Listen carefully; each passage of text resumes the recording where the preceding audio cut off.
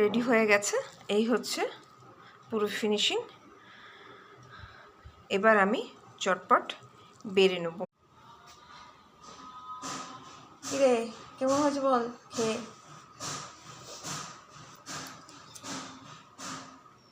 ভেতর দারুণ হয়েছে, খুব ভালো হয়েছে, দারুণ হয়েছে। তো এই হচ্ছে ফাইনাল লুক।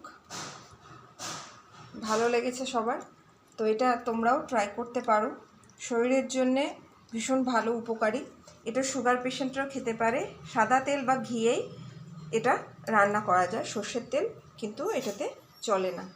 তো চলো ভিডিওটা এখানে শেষ করছি, আবার আসছি নতুন কোনো ভিডিও নিয়ে।